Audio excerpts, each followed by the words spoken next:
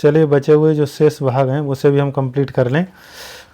भाग 15 में क्या कहा गया है? भाग 15 में धर्म से संबंधित बातें कही गई हैं और धारा 295 से 368 तक की बात है। अब इसमें हमें सब याद नहीं करना है क्योंकि ट्रेनिंग के टाइम पर भी बहुत कुछ याद करवाएंगे वहाँ पर, लेकिन ये हमें केवल आईपीसी के बारे में जानकारी मांगी गई है, तो हम नॉर्मल तैयारी करेंगे इसमें आईपीसी की, ज़्यादा नहीं। ठीक है, तो नंबर 1 में पहले में पूछा गया है 300, धारा 300 में कहा जिक्र किया गया है हत्या का, और 302 में हत्या के लिए दंड। हत्या के लिए दंड क्या है? आजीवन कारावास या जुर्माना या दोनों। 300 में हत्या का जिक्र किया गया, हत्या शब्द का, और 302 में हत्या के लिए दंड बताया गया है। और 304 में दहेज मृत्यु को परिभाषित किया गया है। और 306 में आत्महत्या का दुष्प्रेरण। ठीक है, आत्महत्या का दुष्प्रेरण। दुष्प्रेरण का अर्थ क्या होता है, समझिए इस शब्द को। दुष्प्रेरण का अर्थ होता है कि किसी के कहने पर भड़कना, किसी के कहने पर चलना। ठीक है, दुष्प्रेरण, दूसरे के द्वारा प्रेरणा। ठीक है, दुष्प्रेरण हो गया। और वो उसने कह दिया वही आप करने लगे तो उसे दुष्प्रेरण कहेंगे। अच्छा, ऐसा अगर कोई व्यक्ति करता है तो उसके लिए 10 वर्ष का आजीवन 10 वर्ष का कारावास है और जुर्माना, और दोनों भी हो सकते हैं। अगर किसी व्यक्ति के दुष्प्रेरण से कोई व्यक्ति मर जाता है तो 10 वर्ष का कारावास प्लस जुर्माना या दोनों हो सकते हैं। 307 में सबसे ज़्यादा आपने ये देखा होगा कि ये धारा जो है सबसे ज़्यादा चर्चा में रहती है, 307। तो 307 में क्या है? हत्या करने का प्रयत्न करना। यदि किसी व्यक्ति को आप मार रहे हैं और हत्या करने का प्रयत्न किया है तो 307 में क्या है? आजीवन या 10 वर्ष तक कारावास है या फिर जुर्माना, दोनों। 307 इसी वजह से बड़ा बताया गया है क्योंकि इसमें आजीवन कारावास होता है, और 306 में 10 वर्ष का कारावास होता है केवल प्रयत्न करने में। ठीक है, अगला है 309 में आत्महत्या करने का प्रयत्न। अगर तुम खुद अपने आत्महत्या करने जा रहे हो और किसी ने बता दिया कि ये आत्महत्या करने जा रहा है तो और रिपोर्ट आपकी लगा दी तो समझ लीजिए आपको 1 वर्ष का कारावास प्लस जुर्माना या दोनों हो सकते हैं आत्महत्या के लिए। अगला है 310 में ठग का मतलब होता है एक तरीका से चोरी, ठगी कर लेते हैं जिसे। चलिए अगला, अम्ल आदि का प्रयोग कर स्वेच्छा, यानी अम्ल आदि का प्रयोग करके अगर कोई किसी को फेंकता है अम्ल या, तो उसके लिए 10 वर्ष की सज़ा, 10 वर्ष की सज़ा प्लस जुर्माना है। ठीक है, 326 का ख। ठीक है, इसमें अम्ल फेंकना या फेंकने का प्रयत्न करना, इसमें 5 से 7 साल की सज़ा है और ये 2013 में से जोड़ा गया है। ठीक है, पहले नहीं था, ये 2013 में जोड़ा गया है। पीछा करना 354 में पीछा करना। पीछा 2 तरीक़ा से किया जाता है। नंबर 1, 354 की उपधारा जो है 1 है और 354 की उपधारा 2। इसमें पीछा 2 तरीक़ा से किया जाता है। एक तो पीछा करना होता है व्यवहारिक रूप से, जैसे ठीक है अब जा रहे हैं आ रहे हैं, वो पीछा करना। तो अगर ऐसा कोई व्यक्ति करता है तो 3 वर्ष की सज़ा प्लस जुर्माना होगा।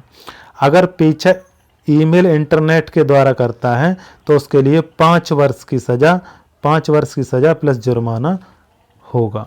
5 वर्ष की सज़ा होगी और जुर्माना होगा। ठीक है, अगला 362 के तहत अपहरण है।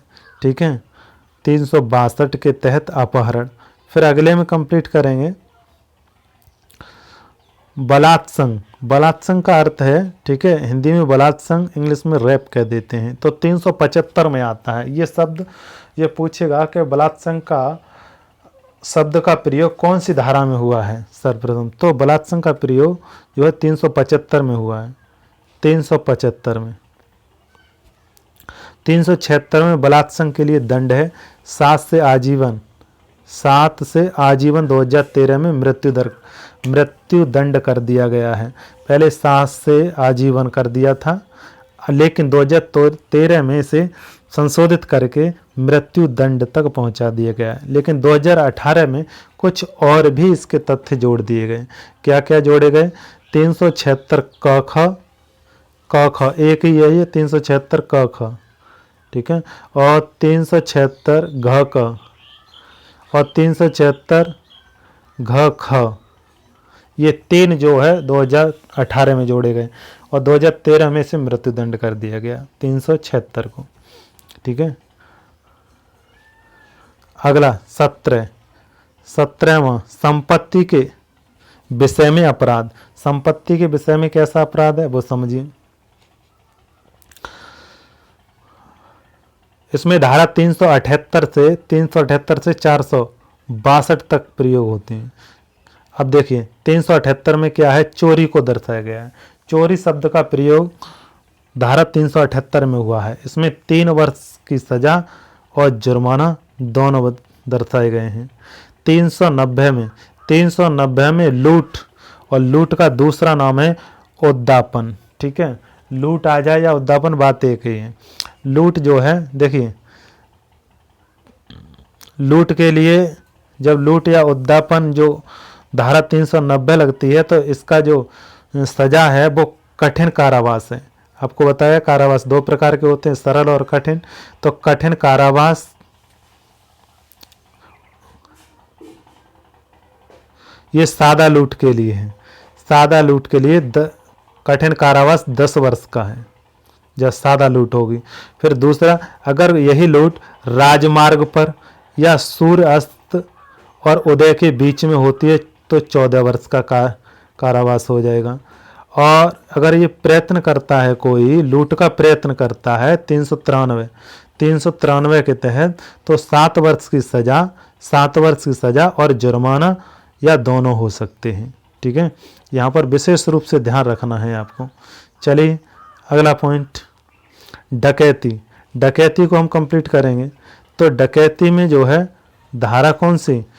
361 का प्रयोग हुआ है और डकैती शब्द धारा 361 में आया है।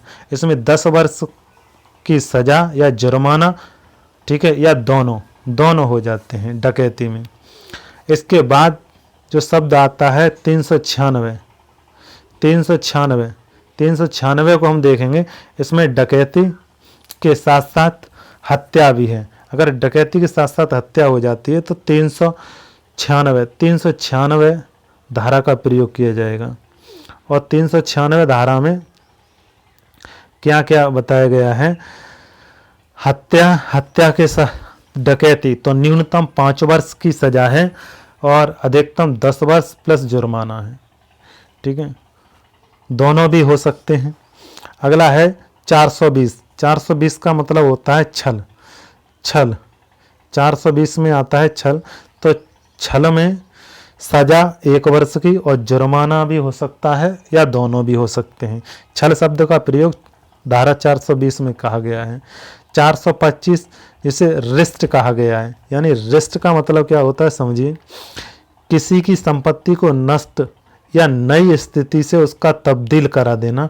अगर ऐसा कोई करता है, किसी की संपत्ति को नष्ट करता है या उसे तब्दील करा देता है दूसरे नाम से, तो ऐसी स्थिति में, ठीक है, वहाँ 3 माह की सज़ा या जुर्माना होगा। अब कैसे होता है वो समझिए।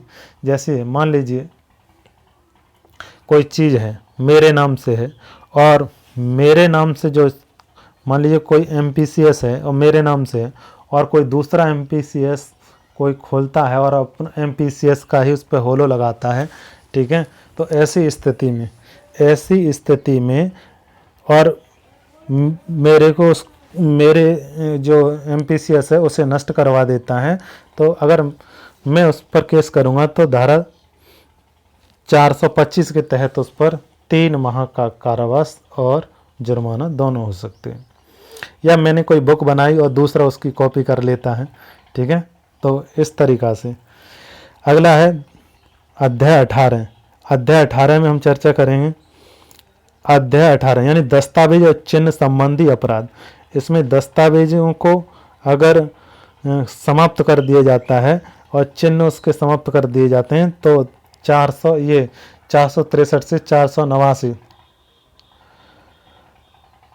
के तहत, ठीक है, 489 यानी करेंसी नोट या बैंकों के नोट को कूटीकरण कर दिया जाए। कहने का मतलब ये है, अगर आप ऐसा कर रहे हैं कि करेंसी नोट हैं या बैंक वाले नोट हैं, उनको आप समाप्त कर रहे हैं, कूटीकरण कर रहे हैं, कूट करके कुछ और बना रहे हैं, तो उसके तहत आप पर 10 वर्ष की सज़ा प्लस जुर्माना हो सकता है, ठीक है। अगला है अध्याय 9। अध्याय 9 में सेवा संविदा के आपराधिक भंग यानी सेवा संविदा के बारे में जो बात कही गई है वो अध्याय 9 में, इसमें कोई खास नहीं आता, बस अध्याय को ध्यान रखना है। अगला है अध्याय 20। अध्याय 20 में है कि यदि कोई अध्याय 20 में कहा गया है कि विवाह संबंधी अपराध, यानी विवाह से संबंधित कैसे अपराध होते हैं वो समझिए। नंबर एक में 494 समझिए, इस केवल 494 को ही समझना है।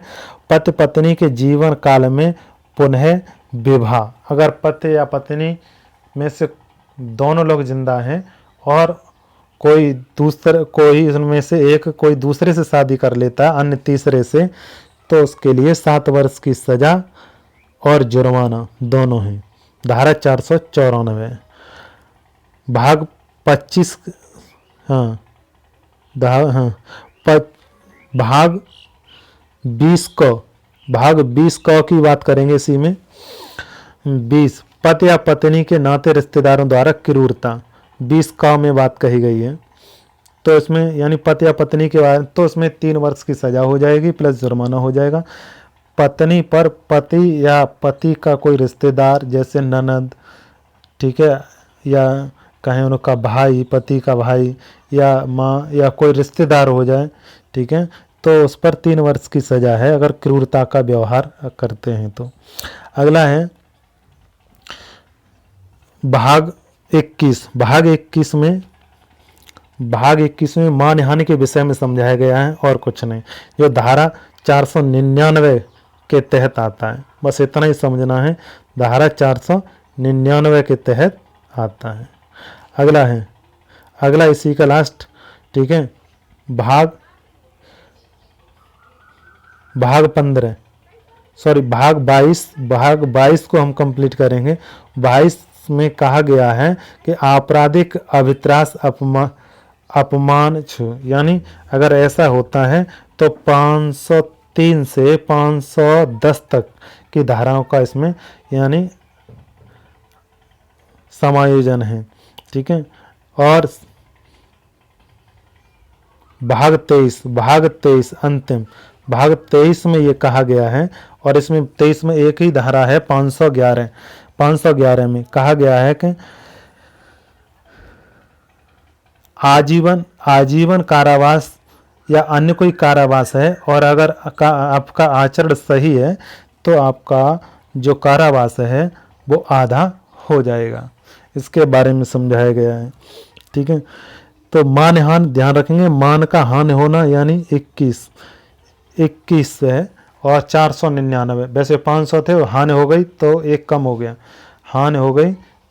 हो गया, इस वजह से इसको ध्यान रखेंगे। ऐसे भी ध्यान रखा जा सकता है 499 क्यों हो गया, क्यों एक की हानि हो गई। मान हानि को विशेष रूप से ध्यान रखेंगे। वीडियो अच्छा लगा हो तो लाइक कर दें, ठीक है, और चैनल को सब्सक्राइब कर लें ताकि आपको बहुत शॉर्ट रूप में आपको तैयारी कराई जाएगी। ज़्यादा ऐसा कुछ नहीं कराया जाएगा जिससे आप मानसिक संतुलन खो बैठें, ठीक है। आप बहुत ही अच्छे तरीक़ा से आपको कंप्लीट कराया जाएगा, बस थोड़ा आप वीडियो देखते रहें, बार देखते रहें, और नोट्स चाहें तो नोट्स बना लें, ठीक है, सुनते रहें। धन्यवाद, फिर मिलते हैं अगली वीडियो में।